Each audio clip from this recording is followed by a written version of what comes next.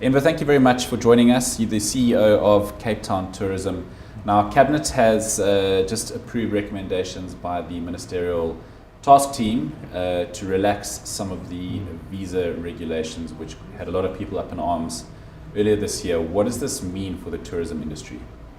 I think first of all, we welcome the changes by the Interministerial Committee. We believe it's a step in the right direction.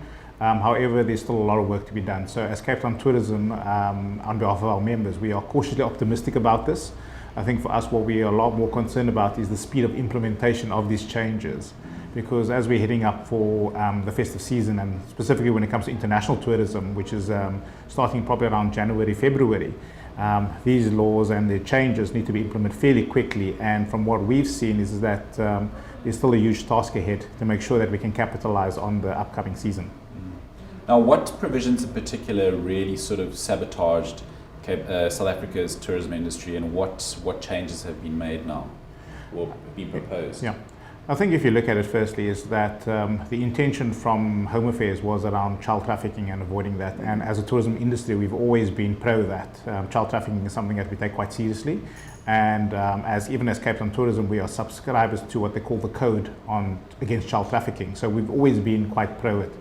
But what we found was that the decision to implement certain rules, specifically two things, which was around visas and doing in-person visa applications. So if you were in the BRICS market, so let's say in China, if there wasn't a mission in your city, you had to actually fly to a mission, which would incur costs. So whoever was going had to actually in-person go there. So it increased the costs of, for coming to South Africa, whereas the rest of the world are doing things online. So we were changing the rules to make it more inconvenient for travelers to come. The second thing was unabridged birth certificates, which I think was going to have a major impact because South Africa and Cape Town are seen as a family destination. And what they were proposing is to put in more regulations saying you need additional paperwork, proof of travel, etc.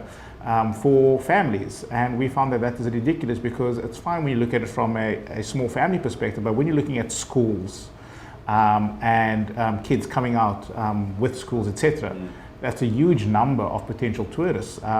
And what we found was that those would be almost draconian to some extent of kind of, putting in a lot more barriers when the rest of the world, even Europe and the UK in particular, are beginning to relax the visa requirements because they understand the value of tourism.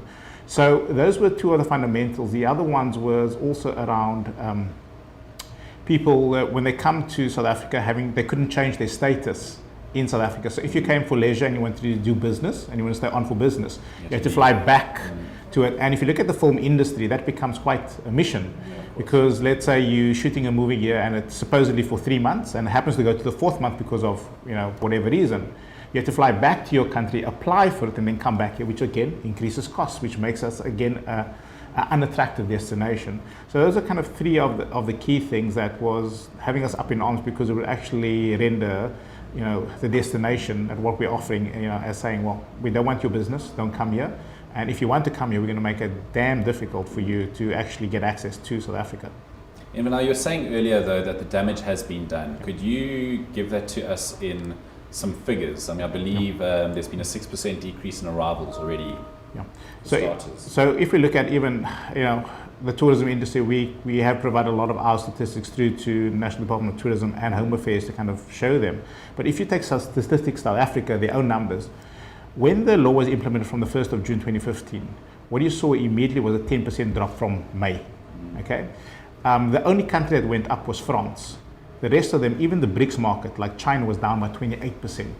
So you were seeing significant numbers of people who were immediately dropping off. The biggest concern when we called a lot of our members and we said, well, how's your forward bookings looking for season? They said to the extent sometimes 50% off.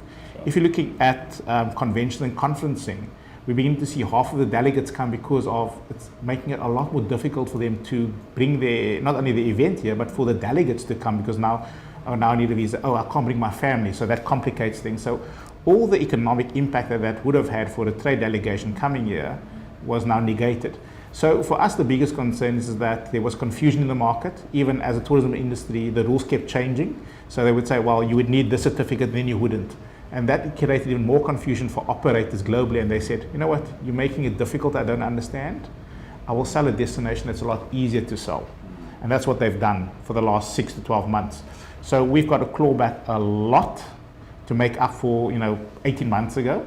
And then we were on a good trajectory. We were seeing double-digit growth from a lot of our markets. We kind of have to now recoup that. The opportunity cost is lost. It's probably going to take us a good 12 to 18 months to try and at least recover from it. But the biggest concern is always around the speed of implementation around these visa changes that have been proposed again by the IMC. I suppose also the timing, with the Rand in particular taking strain, would have been a time where foreigners would like to take advantage of that in South Africa. Absolutely, and the thing is that we are always perceived still as an expensive destination and luxury destination, even though the TripAdvisor and the rest of the world are telling actually we're one of the most affordable destinations, even when exchange rate isn't that great. But we should be capitalizing on it. I think exchange rate is one of the mega factors that where there's direct spend in a destination. A good example is that you may pay for your airfares and that goes offshore with an international airline. But once you come to destination, you've got a certain budget. And when you see that that budget can actually stretch to 3 to 4 times what you end up doing, you actually start spending more because it's there. And that's where the real economic impact comes in. It's not necessarily from the person getting you on the flight, but when he's in the city, when he's purchasing, gifts and stuff, he's willing to spend a lot more than he would have traditionally.